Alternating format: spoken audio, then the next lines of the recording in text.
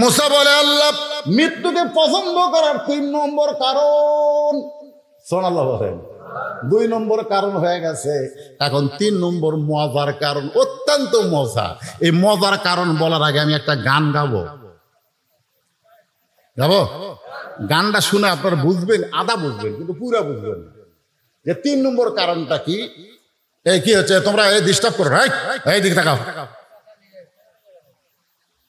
সামনে বসিয়ে করা হয়। 3 নম্বর কারণ একটা গান গায়। এই ছেলেরা, গানটা কিন্তু যিনি গাইছে তিনি হচ্ছে খ্রিস্টান, ওর নাম হলো এন্ড্রু কিশোর। গোরের নাম কি? এন্ড্রু কিশোর।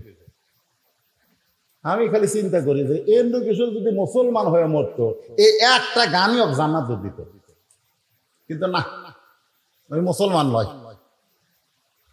যেরকম নবীর চাচা আবু তালেব রাসূলের যে ভালোবাসা দিছে, আল্লাহ রাসূল নিজেই বলেছে আমি বাপ হারা হতে পারি কিন্তু আমি এতিম না, আমি এতিম নই, আমার বাপ না এটা বলতে পারো, কিন্তু আমার এমন এক চাচা আবু তালেব পেয়েছি যে চাচাকে বাবার পরে আমার বাবা নাই, এ কথা আমার কোনোদিনও মনে হয়নি। এত দয়া করেছে আবু তালেব, তারপরও জান না। কারণ কি? ঈমান নেই। আবু জেহেল নামের কোন মুসলমান আছে? আবু লাহাব নামে কোন মুসলমান আছে? কথা কয় না, কিন্তু আবু তালেব আছে। দেখছেন, আবু তালেবও কাফের, আবু লাহাবও কাফের, কিন্তু আবু লাহাব নামে কোন মুসলমান নাই। আবু তালেব নামে কেন আছে? আবু তালেবে তো মুসলমান না, কুফুর অবস্থায় চলে গেছে। এটা আজকে আমি আপনাদের বুঝাই দিব। দুটাই নবীর চাচা, আবু লাহাব নবীর চাচা, আবু তালেব নবীর চাচা, দুটাই কাফের। এক কাফের নামে কোনো মুসলমানের নাম নাই, আর এক কাফের আবু তালেবের নামে মুসলমানের নাম আছে। যখন আছে না নাই, কারণ কি? একজন আবু তালেবকে আমি বললাম, ভাইজান তুমি যে নাম রাখছো আবু তালেব, তুমি জানো আবু তালেবকে? নবীর চাচা। আচ্ছা বলো আবু লাহাবকে? আবু লাহাব তো কাফের, কাফের হলে হবে না, নবীর কে সেটা কও। হুজুর আমি তো জানি না, আমি ওটাও নবীর চাচা। আবু লাহাব নাই কে, তোমার নাম আবু তালেব কে? হুজুর আমার বাপ রাখছে, আমি জানি না।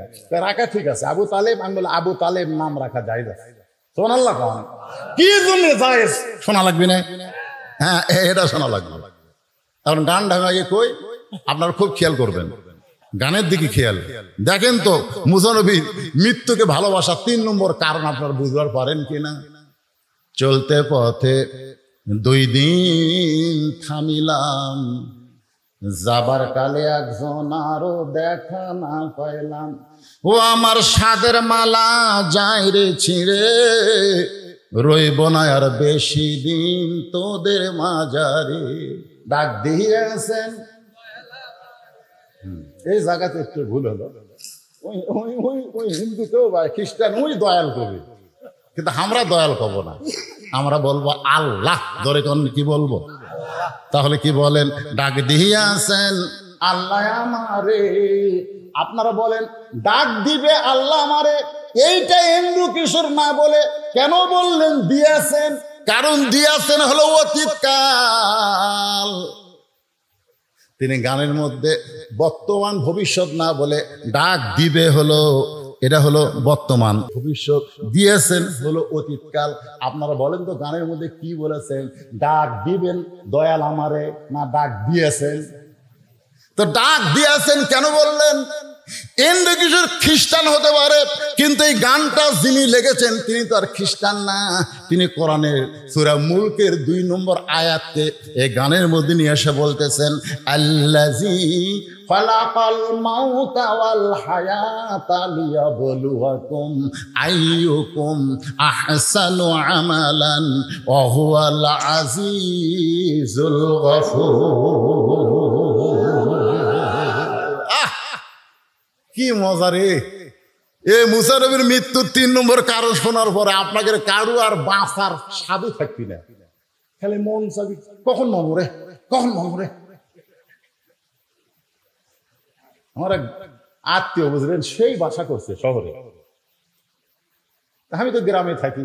আমার এই বাড়ি কয়ে অভ্যাস আছে। কি কয়ে বাড়ি? আপনার গ্রামের লোকেরা কি করেন? এটা কার বাড়ি, এটা কার বাড়ি, এটা কন না। তো আমার ওই দোস্তর বাড়ির যায়, আমি বললাম কে ভাই, এত সুন্দর গেট আর যে সুন্দর বাড়ি, কত টাকা লাগছে? তখন বলতেছে, তুমি শিক্ষিত হয়েছে, আলেম হয়েছে, বক্তা হয়েছে, কিন্তু জ্ঞান কম। আমি বললাম কেন ভাই? কিন্তু এই কোটি টাকা খরচ করে এর নাম বাড়ি? এই তোর গ্রামের বাড়ি বাড়ি করছি আর রাগ ধরছে, বলা লাগবে বাসা। বলা লাগবে ভাই এত সুন্দর বাসা, এত সুন্দর বাসা বলা লাগবে, কিন্তু আমি কইছি বাড়ি। এই বাড়ি কোয়াতে আর রাগ। আমি তখন বললাম, তাহলে আব্দুল আলিম কি ভুল কইছে নাকি? ও আমারে বলতেছে আব্দুল আলিম কি কইছে? বলে আজ থেকে 50 বছর আগে আব্দুল আলিম একটা গান গায়ে গেছে, এপারে তোর বসত বাড়ি, ওই পারে তোর বাসা। সবাই বলেন, এপারে তোর বসত বাড়ি, ওই পারে তোর বাসা। ভব দরিয়ায় পাড়ি দিতে কেমনে করলি আশা, লাভ করিতে আইসারে ভবে হইলারে বেদিশা। রতন কাঞ্চন বদল দিয়া, রতন কাঞ্চন বদল দিয়া কিনলি তামাশিসা। এপারে তোর বসত বাড়ি, ওই পারে তোর বাসা। ও আমারই কইলো, ভাই এ গান দিয়ে আপনি কি বুঝাইলেন? আমি গেলাম, গান দিয়ে বুঝাইলাম পাগল, দুনিয়াতে কয়দিন আমরা বসত করব, আর যেখানে বসত করা হয় সেটা হলো বাড়ি, আর চিরস্থায়ীভাবে যেখানে থাকা হবে সেটার নাম হলো বাসা।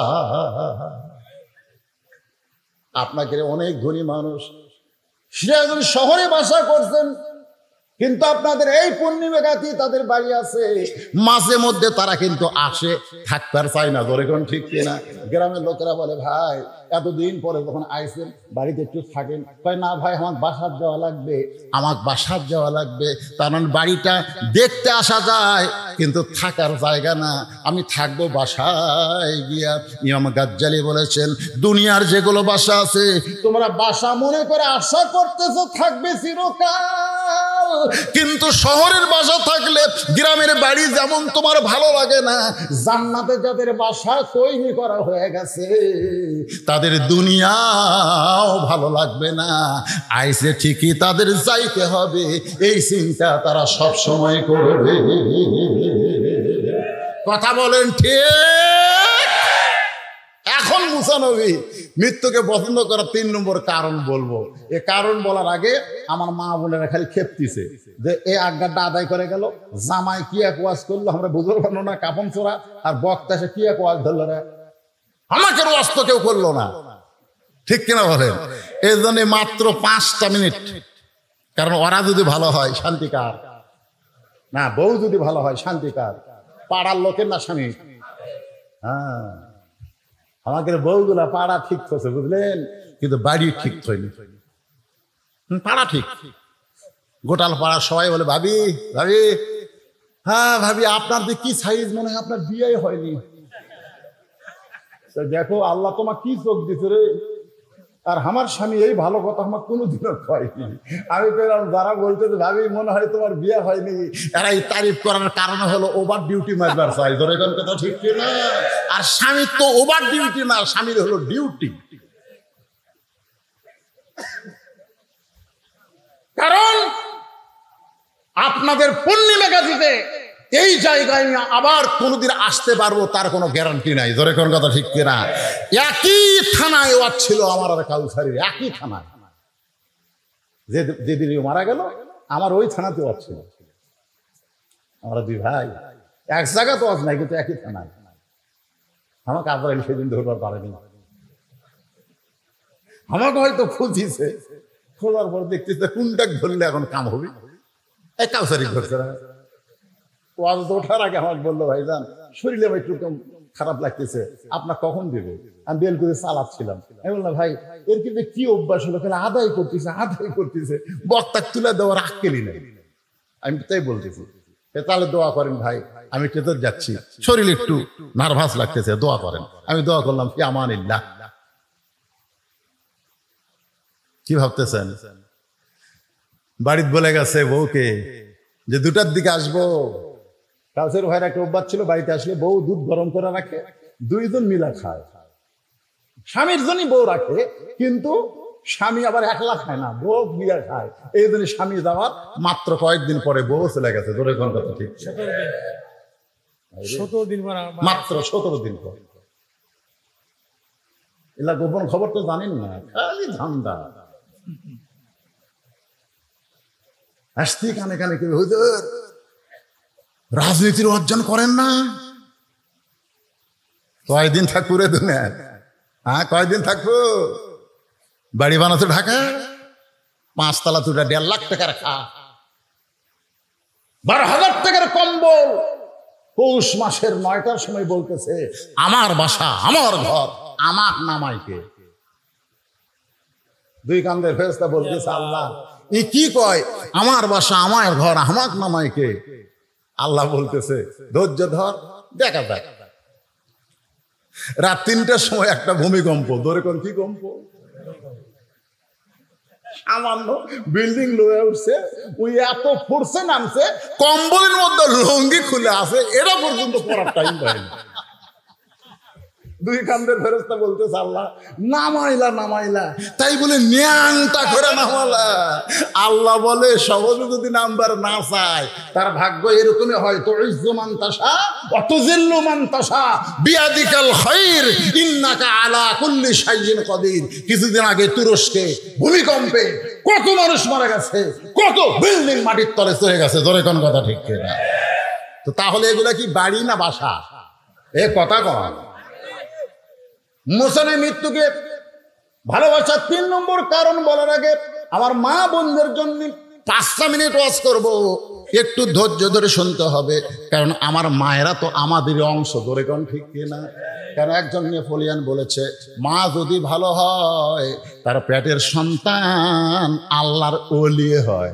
নেপোলিয়ান ছিল খ্রিস্টান, ও কিন্তু মরিয়মের কথা, মা মরিয়মের কথা মনে করে বলেছে, কারণ মরিয়মের স্বামী ছিল না, তার পেট থেকে ঈসা আলাইহিস সালাম বের হয়েছে। এই কারণে একজন নেপোলিয়ান বলেছে, মা যদি ভালো হয় তার সন্তান ভালো হয়। কিন্তু একজন মুসলমান আমরা বলবো, মা যদি ভালো হয় তার সন্তান আল্লাহর ওলি হয়। যেমন আব্দুল কাদের জিলানী উম্মুল খায়র ফাতেমার পেট থেকে আল্লাহর ওলি হয়ে জন্ম নিয়েছে। ইমাম গাজ্জালি বলেছেন, মেয়েদের পেটে যখন বাচ্চা আসে তখন মেয়েদের মাসিক ব্যারাম আল্লাহ বন্ধ করে দেয়। কি জন্য বন্ধ করে দেয় এটা কিন্তু অনেকে হিসাব করে না। মেয়েদের প্রতি মাসে 3 দিন 5 দিন একটা অসুখ হয়, মেয়েদের হয়। যারা বিয়ে করছেন তারা জানতেছেন না, যারা বিয়ে করতেছেন জানতেছেন না। আপনি খুব মোশানলে বইয়ের কাছে গেছেন, বউ তখন কি কয়? Red signal.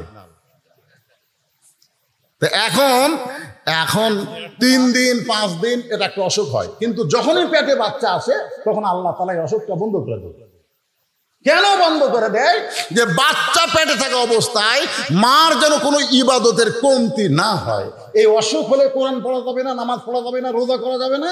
এই জন্য আল্লাহ সন্তান পেটের সাথে সাথে সন্তানের জন্য মায়ের ইবাদতের যেন কোনো কমতি না হয়, এই জন্য অসুখ বন্ধ করে দেয়। কারণ মায়ের ইবাদতের সাথে, মায়ের খাওয়ার সাথে, মায়ের ঘুমানোর সাথে, মায়ের বেড়ানোর সাথে, মায়ের কথার সাথে পেটের বাচ্চারও একটা সম্পর্ক হয়ে যায়।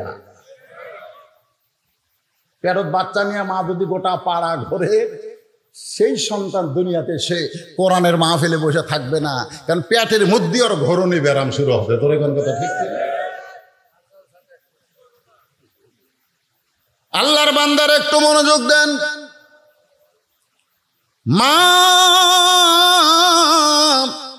আপনাদের 1 নম্বর আমল হলো অকরনা ফি বুয়ুতিকুন্না ওয়ালা তাবাররুজনা তাবাররুজাল জাহিলিয়াতিল উলা। গভীর রাত্রে হযরত আলীর বুকের ভিতরে ফাতেমার মাথা, ফোঁপায় ফোঁপায় কাঁদতেছে। আলী বলে, ফাতেমা কান্দো কেন? বুকের মধ্যে মাথা দিয়া কান্দো কেন? বলে, স্বামী কান্দার কারণ হলো আল্লাহ আমার দোয়া কবুল করছে। সুবহানাল্লাহ করেন না? হযরত আলী বলতেছে, সুবহানাল্লাহ, আল্লাহ দোয়া কবুল করছে, তাহলে কান্দো কেন? ফাতেমা বলে, স্বামী গো, কি দোয়া আল্লাহ কবুল করছে এইটা কি আপনি শুনবেন না? আলী বলতেছে, তাহলে বলো কি দোয়া আল্লাহ কবুল করলো? ফাতেমা বলতেছে, আল্লাহ আমার পর্দার দোয়া কবুল করেছে। আমি দোয়া করেছি, আল্লাহ এই ফাতেমাকে পর্দার মধ্যে তুমি মৃত্যু দিও। আল্লাহ তাআলা বলেছে, ফাতেমা তোমার দোয়া আমি কবুল করে নিলাম। আলী বলতেছে, তাহলে খুশি হওয়ার কথা, কান্দো কেন? খুশি হওয়ার কথা, কান্দো কেন? সারা জীবন যেই ব্যক্তি পর্দা করেছে, মরার সময় তো সে পর্দার ভিতরেই মরবে। কারণ যারা পর্দা করে না তাদের কথা আলাদা, কিন্তু যে ফাতেমা পর্দা করেছে আমি স্বামী হিসেবে তো জানি, তাহলে তুমি পর্দার মধ্যে মরবে, আল্লাহ কবুল করেছে, তাহলে কান্দার কারণ কি? ফাতেমা বলে, স্বামী গো, সেই দোয়া কবে কবুল হয়েছে সেইটা কি শুনবেন না? আলী বলতে যে, কবে সেই দোয়া কবুল হয়েছে? ফাতেমা বলে, স্বামী মনে কষ্ট নেবেন না, মন খারাপ করবেন না, আজকে গভীর রাত্রে পর্দার ভিতরে ফাতেমার মৃত্যু হবে। যে বলেছে আজকে গভীর রাত্রে পর্দার মধ্যে ফাতেমার মৃত্যু হবে, দাঁত যেরকম গোড়া কাটলে পড়ে যায়, হযরত আলী তেমনি পড়ে গেলেন ঘরের মাঝে। মা ফাতেমা মুস্কি মুস্কি হাসতেছে, মুস্কি মুস্কি হেসে স্বামীর কপালে একটা চুমা দিয়ে বলে, স্বামী গো, আমি আমার বাবার কাছে শুনেছি আপনি হলেন আসাদুল্লাহিল গালিব। আমার বাবা বলেছে, আলী শুধু আলী না, আলী হচ্ছে আল্লাহর সিংহ। ধরে কান সুবহানাল্লাহ। আমার বাবা বলেছে, আনা মাদিনাতুল ইলমি ওয়া আলিউ বাবুহা, আমি হচ্ছে ইলমের শহর, আলী হচ্ছে তার দরওয়াজা। আপনি হলেন জ্ঞানের সম্রাট, আপনি হলেন বিশ্ববীর, বিশ্ববীর আর জ্ঞানের সম্রাট হইয়া আমার মৃত্যুর খবর শুনে এমন করে আপনি পড়ে গেলেন কেন? আপনি কি জানেন না এই দুনিয়া থাকার জায়গা না, আসলে যাইতে হবে। স্বামীর কপালে চুমা দিচ্ছেন, গভীর রাত্রে যিনি মৃত্যুবরণ করবেন, যিনি মৃত্যুবরণ করবেন তিনি জীবিত মানুষকে বুঝাচ্ছেন, আপনি কি জানেন না আসলে যাইতে হবে। এখানে যারা বসে আছেন ভাই, আপনারা শূন্যস্থান পুরা করবেন, আমি যেই বলবো আসলে, আপনারা বলবেন যাইতে হবে। বলতে পারবেন কি পারবেন না? আসলে এটা কি অন্তর থেকে বলেন?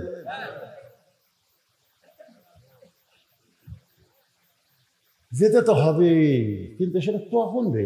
এরা টাইম দিলে যে বদরশিদ তুই আর বছর তিনেক থাকি, তাও একটা মজা পাওয়া যেত। আমি আর বাংলাদেশে থাকতাম না, যে ভাবি হোক মক্কার যেতাম, বেঁচে ঠেলে সব বেঁচে মক্কা মদিনা চলে যেতাম। 3 বছর আর এই দেশ থাকবো না ভাই, ওটি যায় খালি 1 লক্ষ টাকা সব, 50,000 সব। ধরে কন্ট্রাক্ট কেনা আমি যা কামার আঙ্গিনাত কোরআন খতম দেই। একজন কয়, হুজুর আপনি পাগলা হতো, চলেন তো হোটেল চলেন। আমি পাগলা? এখানে একবার আলিফ বললে বাংলাদেশে হবি 10 সোয়াব, আর এটি 10 লাখ হবি। কারণ এখানে একটা আল্লাহ বললে 10 লক্ষ, 1 লক্ষ বার আল্লাহ বলার সোয়াব হবে। ধরে করে সুবহানাল্লাহ। ওরা খালি যায় নামাজ খোঁজে, খালি কম্বল খোঁজে, বুঝলেন? আমার সাথে গেছিল, তুই কয় জানা দিবি, কোন জামায় কি দিবি, খালি এলে করতেছে মার্কেট। আর আমি দৌড় পড়ি মদিনায়, মক্কা পড়ি কোরআন। ধরে কোন সুবহানাল্লাহ। কে ভাই টাইম আছে কতক্ষণ? আমি জানি টাইম, আপনারা কি জানেন? তাহলে অন্তর থেকে যুবকরা হাসো না। এই বছরে দেখছি বুড়ার চাইতে এই যে R15 এমন সব মোটর সাইকেল পাশে, বুঝলেন? আমি এক বেটির বাপের বাড়ি যাই, দেখি পিছন দিকে সিট উঠছে, এই টাঙ্কির একটু দোপা, দোপা মানে নিচে, পিছন দিকে উঁচে। আমি বললাম, কে ভাই মোটর সাইকেল? জামাই দিছে হুজুর। এইরকম কেন? দেখে শুনে নিছি, আমার টাকাতে মোটর সাইকেল কিনছি, জামাই থাকবি নিচে আর আমার বেটি থাকবি উঁচে, পিছন থেকে উঁচা দেখতেছেন না, উঁচার উপরে। আমার জামাই যখন মোটর সাইকেল চালাবে, আমার মেয়ে তখন ওর ঘাড়ের উপর হাত দিয়ে থাকবে। জনগণ বুঝবে টাকা নিয়ে মোটর সাইকেল নিলে নিচেই থাকা লাগে। ধরে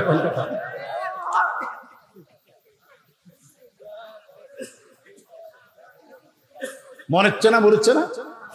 আসার সময় তো আমার গাড়ির সাথে মনে হয় একটা বাইক দিয়েছিলাম, ওরা হ্যাক ব্যাক বোঝো না, মানে হাইড্রোলিক ব্রেক, যতই বিপদ ধর্ম রে এক সময় তোর হুঁশি আল্লাহ কাটা নিবি, ব্রেক ধরার টাইম হবি না। তোর এখন কথা ঠিক কিনা? তাই সবাইকে লক্ষ্য করে আমরা সবাই একসঙ্গে বলবো, আসলে এই দুনিয়াতে এসেছি যারা, কখন যাব আমরা জানি না। ফাতেমা বলে, স্বামী এমন করে আপনি কাঁদবেন না। আপনি যদি এমন করে কাঁদেন তাহলে আমি মরে যাওয়ার পর আমার 3টা চাওয়া আপনি কেমনে পুরা করবেন? আলী আরো জোরে কান্দে, রে ফাতেমা, দুনিয়াতে গরিব ছিলাম বলে তুই কিছুই চাইলা না, আর মরার পরে তুমি কি চাইবা ফাতেমা? হযরত আলী এত গরিব ছিল, একদিন আল্লাহর নবী জোহরের নামাজের পরে ফাতেমার দরজায় আসসালামু আলাইকা ইয়া আহলাল, আসসালামু আলাইকুম ইয়া আহলাল বাইত, সঙ্গে সঙ্গে ফাতেমা দরজায় এসে কান্না শুরু করে দিলেন। রাসূলুল্লাহ, ফাতেমা, আমি কিন্তু দরজা থেকে তোর ঘরের মধ্যে দরজার বাইরে কান্না শুনতে পাচ্ছি। ফাতেমা বলে, বাবা ফেরত যান, আমি দরজা খুলতে পারবো না। আল্লাহ রাসূল বলে, ফাতেমা একটু দরজা খোল, আমি তোর এক নজর দেখবার চাই। ফাতেমা কান্দের বলে, বাবা এখন যেই পোশাক আমার পরনে আছে এই পোশাক পরে আপনার জন্য দরজা খুলতে আমার বড় শরম লাগতেছে। আল্লাহ নবী চলে গেলেন। আসরের নামাজের পরে নবী এসে ফাতেমার দরজায় বললেন, মা আর পারলাম না, একটা নজর তোকে আমি দেখতে চাই, তোকে দেখার জন্য কলিজা ছটফটায়। ফাতেমা কান্দের বলে, বাবা এমন একটা পোশাক আমার পরনে, যেই পোশাক পরে আপনার জন্য দরজা খুলতে বড় শরম লাগে। আল্লাহ রাসূল গায়ের চাদর এক টানে খুলে জানলার পাশে গিয়ে বলে, ফাতেমা এই চাদরখানা তুই নে মা, এই চাদর পরে আমার জন্য তুই দরজা খুলে দে। নবীর গায়ের চাদর ফাতেমার শরীরে জড়ায়া আল্লাহ নবীর জন্য, বাবার জন্য দরজা খুলে দেয়। নবী তাকায় দেখে ফাতেমা বাবার মুখের দিকে তাকায় না, মাটির দিকে তাকায় আছে। আল্লাহ রাসূল কান্দের বলে, ফাতেমা তোরে দেখার জন্য আমি চাদর দিয়ে ঘরের দরজা খুললি, তারপরেও আমার মুখের দিকে কেন তাকাস না, কেন তাকাস না?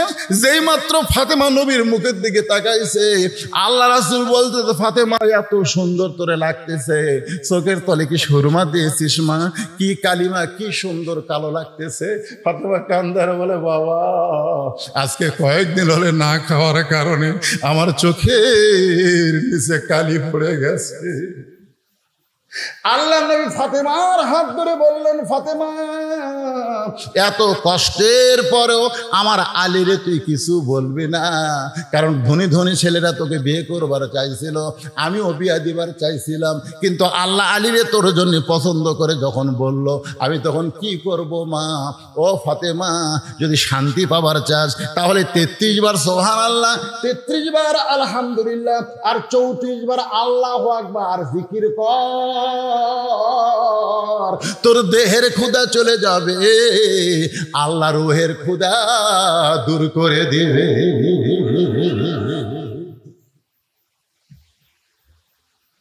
আলী কান্দের বলে, ফাতেমা দুনিয়ার জীবনে কিছুই দিবার পারলাম না, আর তুমি মরার পরে কি চাইবা ফাতেমা?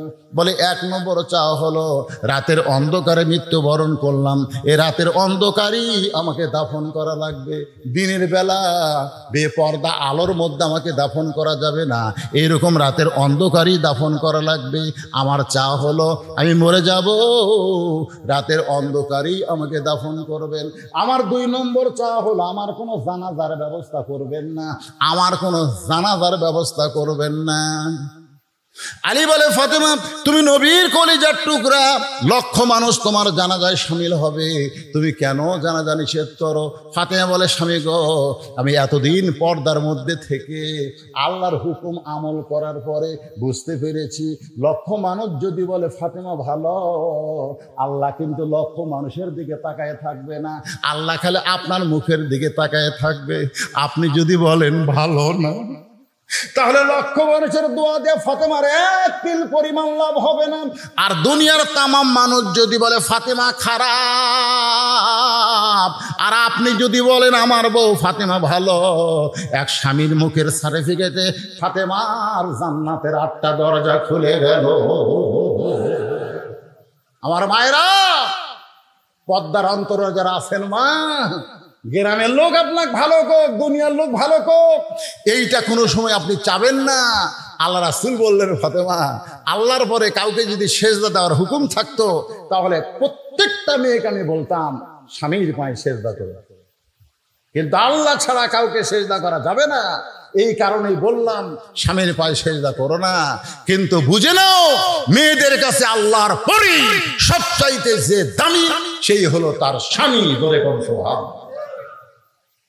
আমার মায়ের একটু মনোযোগ দিয়ে শোনেন। ফাতেমা 3 নম্বর দাবি করলেন, স্বামী গো, আমার লাশটা কিন্তু খাটনিতে তুলবেন না, আমার লাশটা খাটনিতে তুলবেন না। আমি ফাতেমার দেহের ওজন কত এটা দুনিয়ার কোনো মানুষ যেন বুঝবার না পারে। সুবহানাল্লাহ। বর্তমানে যে খাটনি কান্দে নেওয়ার 4 জন, সে 4 জন তো আমার নাই। আমার বাবা যদি দুনিয়াতে জীবিত থাকতো, মরা মেয়ে লাশের খাটনি বাবা কান্দে নিবার পারত। আমার হাসান হোসেন যদি বড় হইতো তাহলে মায়ের লাশের খাটনি কান্দে নিবার পারত। 6 মাস আগে আল্লাহর নবী দুনিয়া থেকে বিদায় হয়ে গেছে। আমার হাসান হোসেন এত ছোট, ও গো স্বামী, আমার লাশটা শুধু আপনি কান্দে নিয়া ওই জান্নাতুল বাকির পূর্ব কোনায় এই যে হজ করেছেন আমার বাবাজি, আল্লাহ আমাকেও করাইছেন, আপনিও তো করছেন। জান্নাতুল বাকির পূর্ব কোনায় সবুজ রঙের একটা বাতি জ্বলতেছে, ওই বাতি বরাবর আমাকে দাফন করে দেবেন। আপনি কবর খুঁড়তে না পারলে কাউকে বলবেন সে যেন কবর খুঁড়ে দেয়, সে যেন দুনিয়ার কারো কাছে কবরের খবর না জানায়। হযরত আলী গভীর রাত্রে আবু যর গিফারির জানলার কাছে ফসফস করে কাঁদতেছে। আবু যর গিফারি ঘুম থেকে চেতন পায়, বাইরে এসে দেখে পৃথিবীর শ্রেষ্ঠ বীর আসাদুল্লাহিল গালিব কান্দা। আবু যর বলে, আলী রে,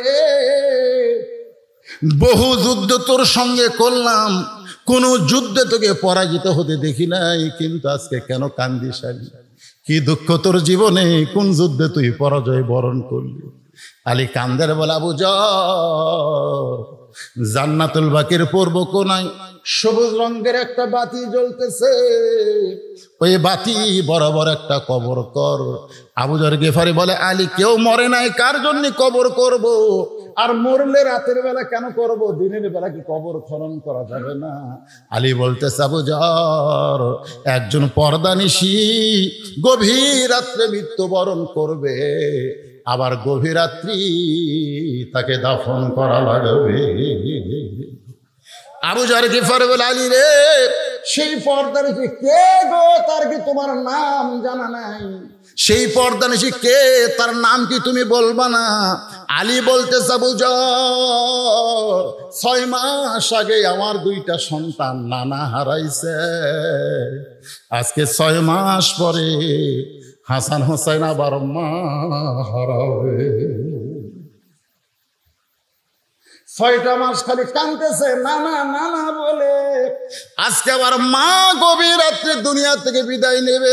আবু যর গিফারি কোদাল নিয়ে কবর খুঁড়তে গেছে, তাকায় দেখে বাতি জ্বলতেছে। যে বাতি জ্বলতেছে এই বাতির কোনো তার নাই, বাতির কোনো সুইচ নাই, বিনা তারে বিনা সুইচে আল্লাহর হুকুমে বাতিখানা জ্বলতেছে। বাজান, একটু খেয়াল করবেন, বাতির আলো গোলাকার হয়ে পড়ে, কিন্তু 4 কোনা কবরের মতন পড়েছে। ওই আলোর মধ্যে আবু যর গিফারি কোদাল দিয়ে কবর খোঁড়া শুরু করলো। এক সময় আবেগে বলতেছে, কবর রে, দিনের বেলা খুঁড়তে আসলাম না, রাতের বেলা খুঁড়তেছি, তুই কি জানিস তোর মধ্যে কাকে রাখা হবে? কবর। নবীর মেয়ে হওয়ার পরেও নবী যাকে মা বলে সম্মান করেছে সেই ফাতেমার কবর হবে। খবরদার বেয়াদবি করিস না। আবার 2 কোদাল মারার পরে গেলে, কবর রে,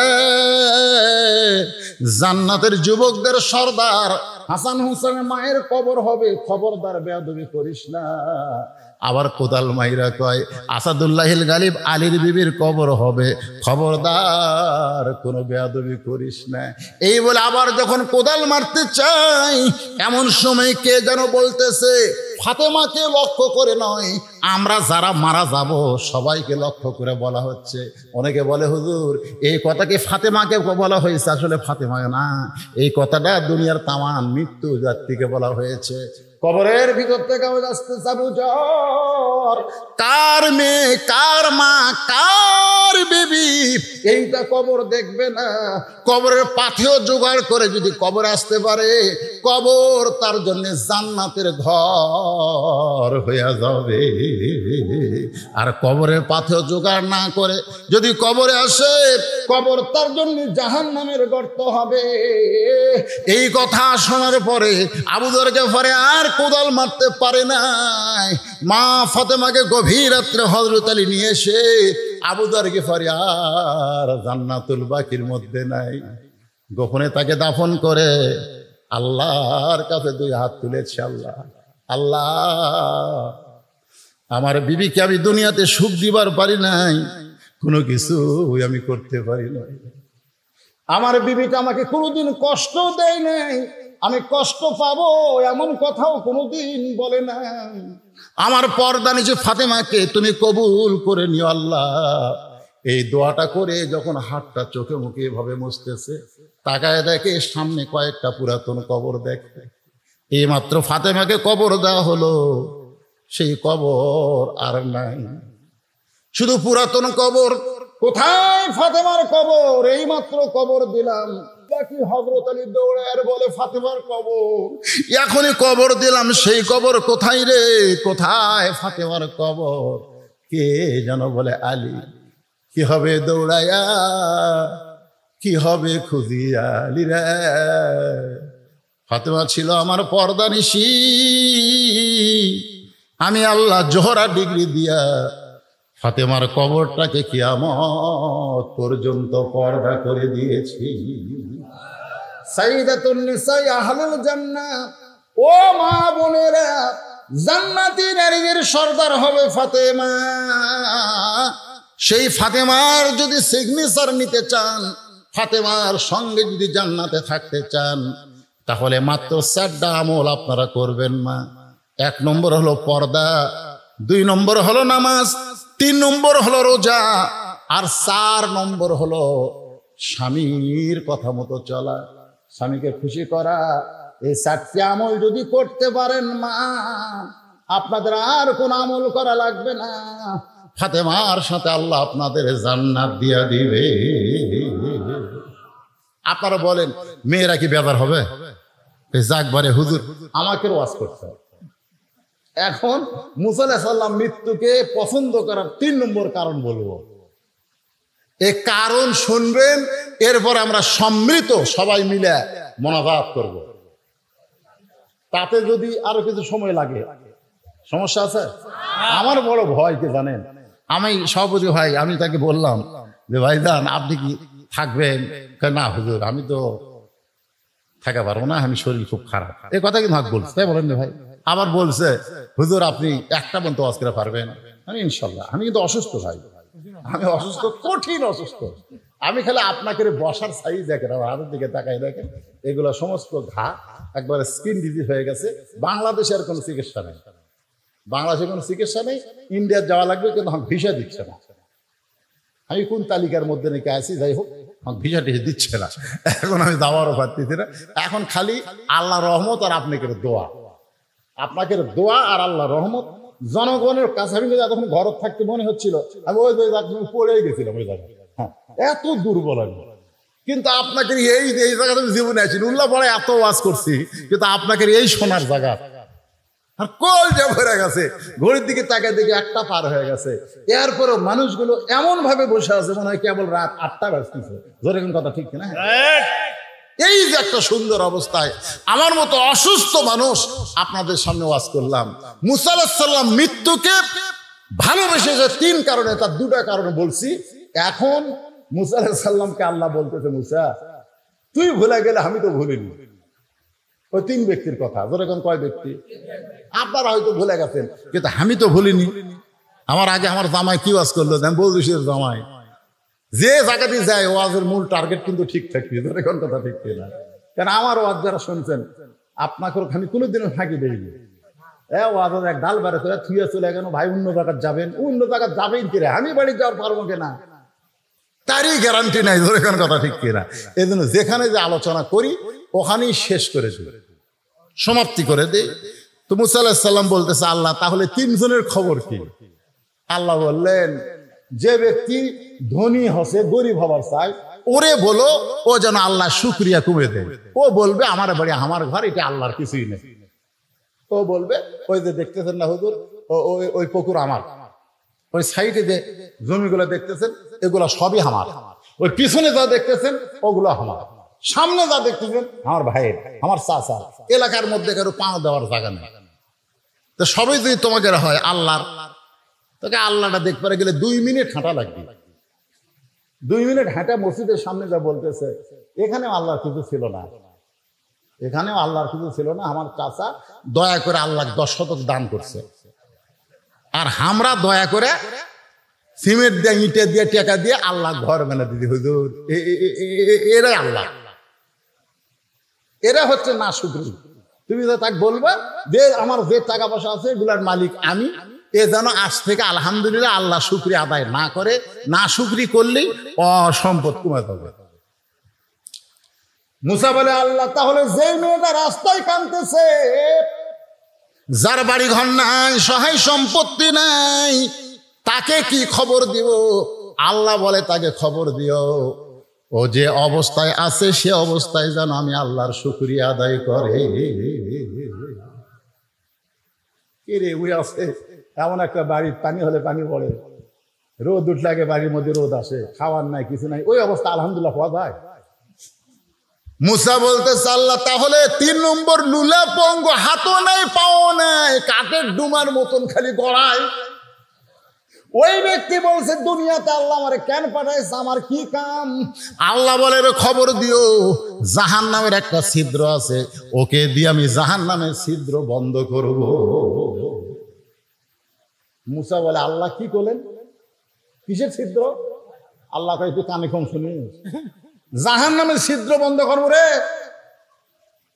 মুসাকে আল্লাহ এটা একটা আমার কথা হলো, দুনিয়াতেও হাত পাও দিলেন না, আবার মরার পরে জাহান্নামের ছিদ্র বন্ধ করবেন, এইটা কেমন খবর? আল্লাহ কয় আমি হলাম খবর সৃষ্টিকারী, তুই হলেও খবর দেনেওয়ালা।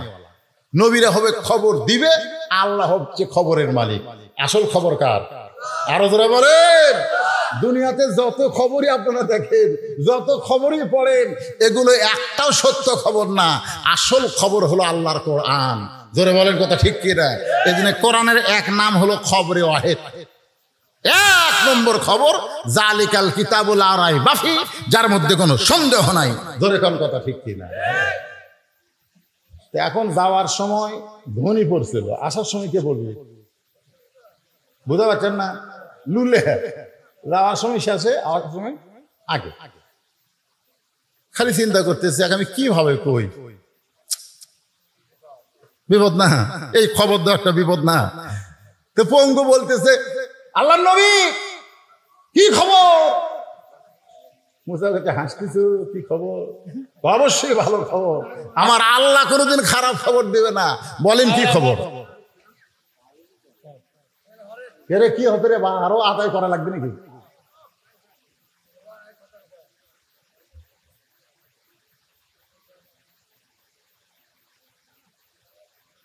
আচ্ছা, মানে এটা দেওয়া মানে, আর আপনারা সঠিক মনোভাব দিবেন না, না আপনি যখনই শেষে কালেকশন দিবেন একটা দেখুন 2 মিনিট দিলে এরা এত জোরে দৌড় মারবি, বান্দর হলে ন্যাস খুলে দেবে। জোরে কোন কথা ঠিক না?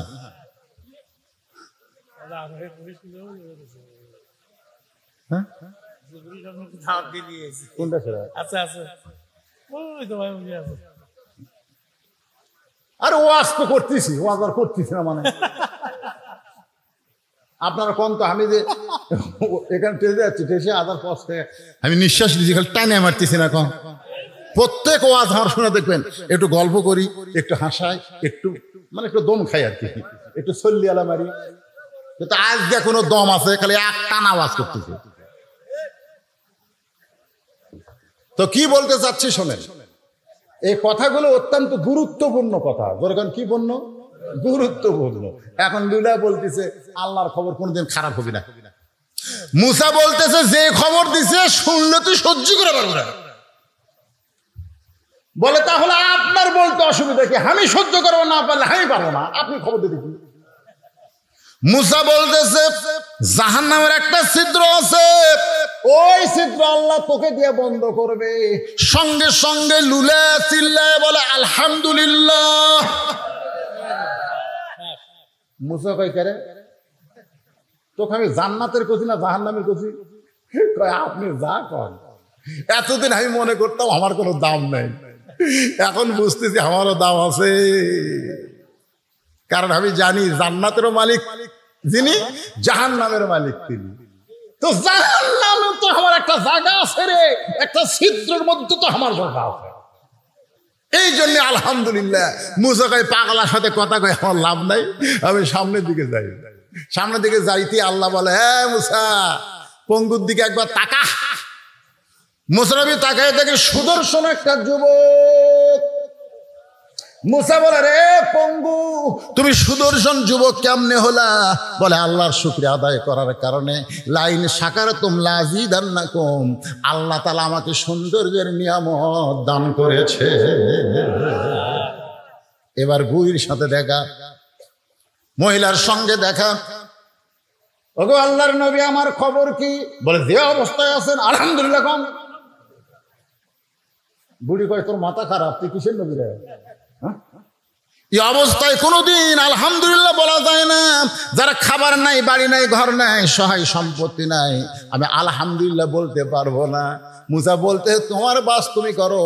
এই কথা বলে যখন সামনে যায় আল্লাহ বলে মুসা তাকায় দেখ। মুসা নবী তাকায় দেখে একটা আচমকা ঝড়ে যা ছিল সেটাও নাই। এবার ধনী লোকের সঙ্গে দেখা। ওগো আল্লাহর পয়গাম্বার আমার খবর কি?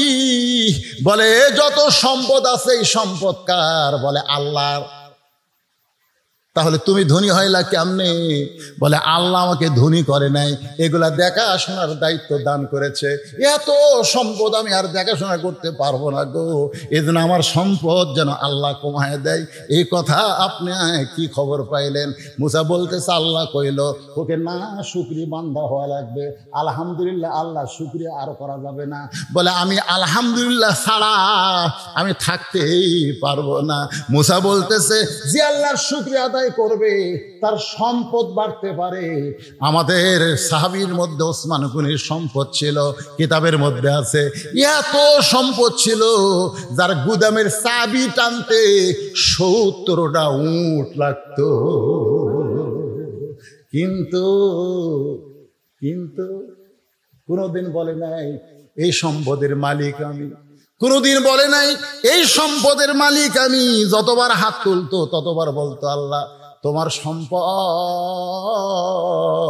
তুমি আমাকে নিয়ামত স্বরূপ দান করেছো, আমি যেন নিয়ামতের শুকর আদায় করে সম্পদের যেই হিস্সা সেটা যেন আল্লাহ রাস্তায় খরচ করতে পারি। ধরে কারণ সুবহানাল্লাহ।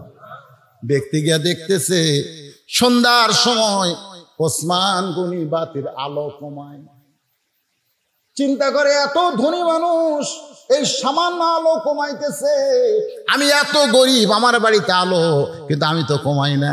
খুবই কৃপণ, এত ধনী নবীতে কইল দান করবে, এর কাছে আমি দানের কথা কেমনে বলবো? রাসূলের কাছে গিয়ে বলে ইয়া রাসূলুল্লাহ ওসমান গনির মতো কৃপণ মানুষ আমি দেখি নাই। বলে তুমি তো অভাবী সেটা কি বলতে পারছো? বলে তার অভাব দেখে আমার অভাবের কথা আমি বলতে পারি নাই।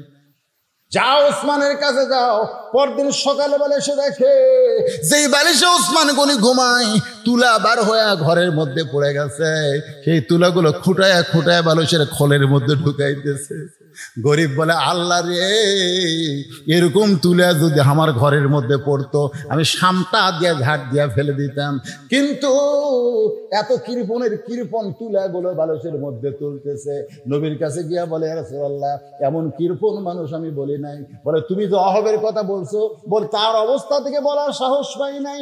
নবী বলে আবার যাও। পরদিন সকালে বেলায় গরিব সাহাবী আবার গিয়া দেখে ওসমান গনি খালি গায়ে বসে আছে। কোলের মধ্যে একটা জুব্বা, কয়েক জায়গায় ছিঁড়ে গেছে, সেলাই করবে, কিন্তু শুয়ের মধ্যে সুতা ঢোকাবার পারতেছে না। এইদিকে সুতা যায়, এইদিকে সুতা যায়, কিন্তু শুয়ের ছিদ্রের মধ্যে সুতা যায় না।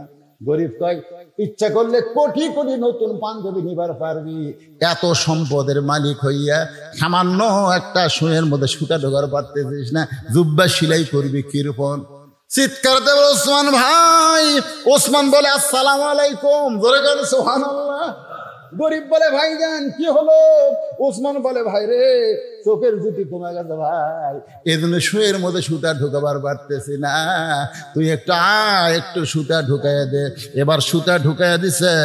ওসমান গনি খফ করে হাত ধরে বলতেছে, এই যে শুয়ের মধ্যে সুতা ঢুকাইলি, এর বিনিময়ে তোরে কি দিব? গরিব বলে কিছুই দেওয়া লাগবে না, খালি হাত ছেড়ে দেন। কারণ গরিব জানি তিনবার যা দেখছি, এই কৃপণ আবার দিবে কি? ওসমান গনি বলে ম্যানেজার বলে হুজুর কি খবর? বলে তোরা তো জানিস না এই লোকটা আমার কি উপকার করলো, আমার ছেঁড়া জুব্বা সেলাই করার জন্য শুয়ের মধ্যে সুতা ঢুকায় দিছে, এর বিনিময় হিসাবে একে 100টা উট দিয়ে দে। গরিব বলে হুজুর আপনি কি কন, সামান্য শুয়ের মধ্যে সুতা ঢুকাইলে 100 উট।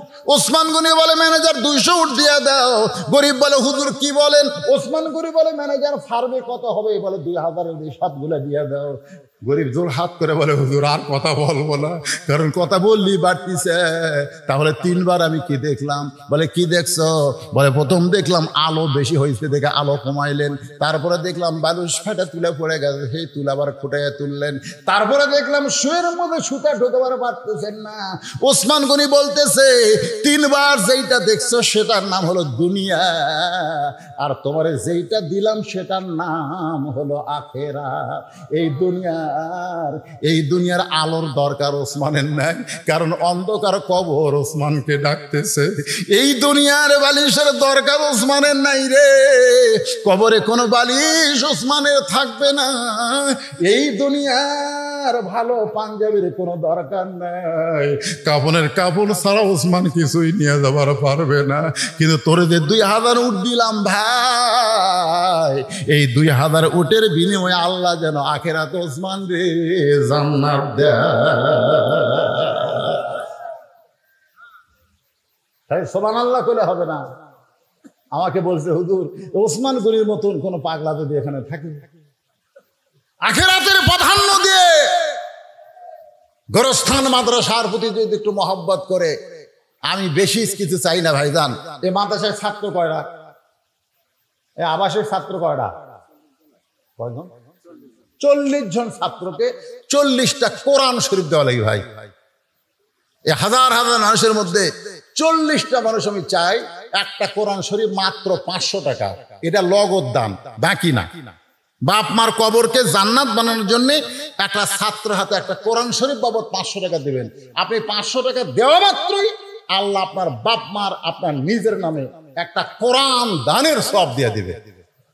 এতগুলো মানুষের মধ্যে মাত্র 40 জন ব্যক্তি আসেন 500 করে টাকা নিয়ে, একটা 500 টাকা লোড দিবে, একটা কোরআন দানের সওয়াব হবে। 40টা ছাত্রের হাতে 40টা কোরআন আমি চাই। 40-এর বেশি দিলে হবে নিব না, মাত্র 40টা। যে হারে আসতেছে চাইবেন ভুল করলে। কয়টা দিলেন? 2টাই দিছে, মাশাআল্লাহ। একটা চাইছি ভাই আমার 2 কোরআন 1000 টাকা, আর একজন এক কোরআন শরীফ বাবদ 500 টাকা, আর একজন কোরআন বাবদ 500 টাকা, আর একজন আল্লাহর কোরআন বাবদ 500 টাকা দান করলো, আর একজন কোরআন শরীফ বাবদ 500 টাকা দান করলো। আপনি খালি চেয়ার মিশে মন খারাপ করবেন না, খালি গণেন তো 40টা হলে আসামো না, বলবেন না বেশি দিলে মানুষ খেতে দেবে। আর একজন কোরআন বাবদ 500 টাকা দান করছে, আল্লাহ কবুল করেন।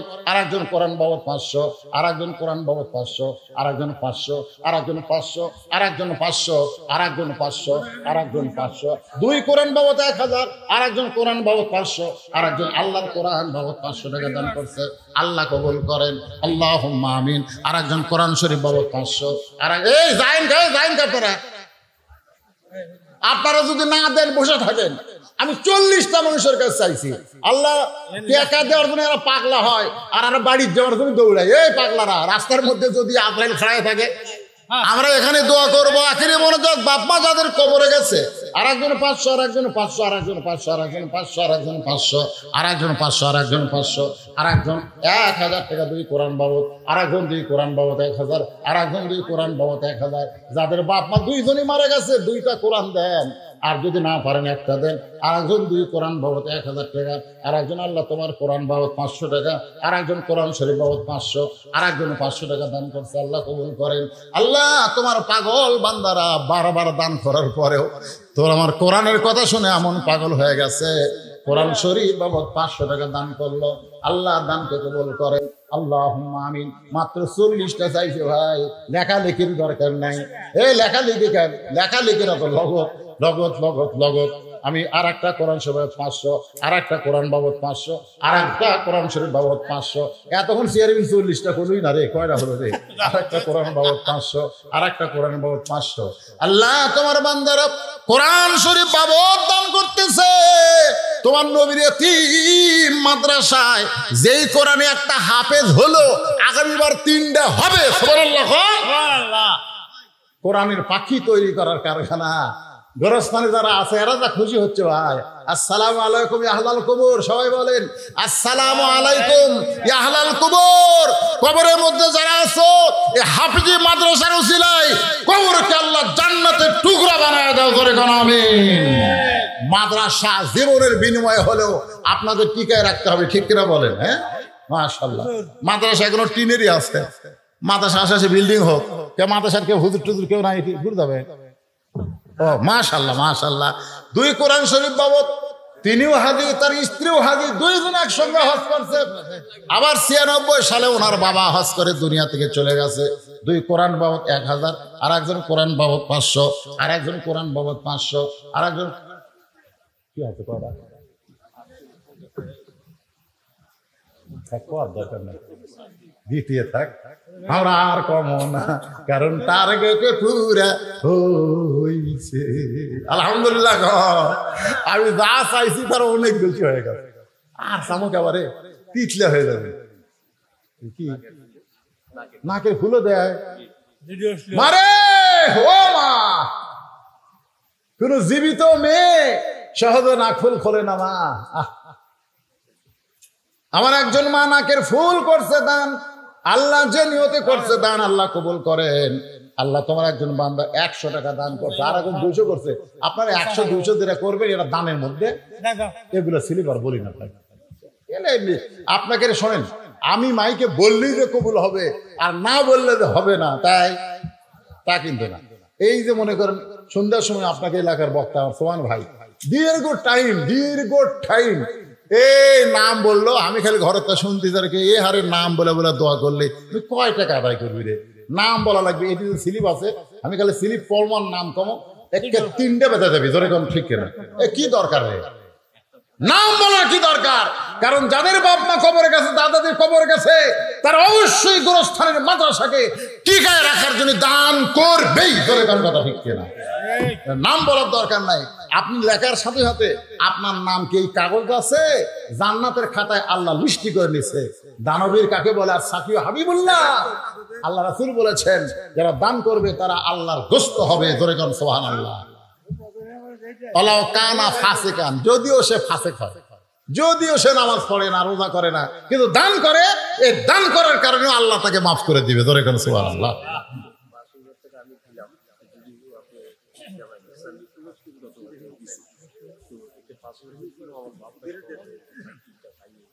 আগে জামায় দিছে 10,000, আবার এমন গোপনে করতে হয়।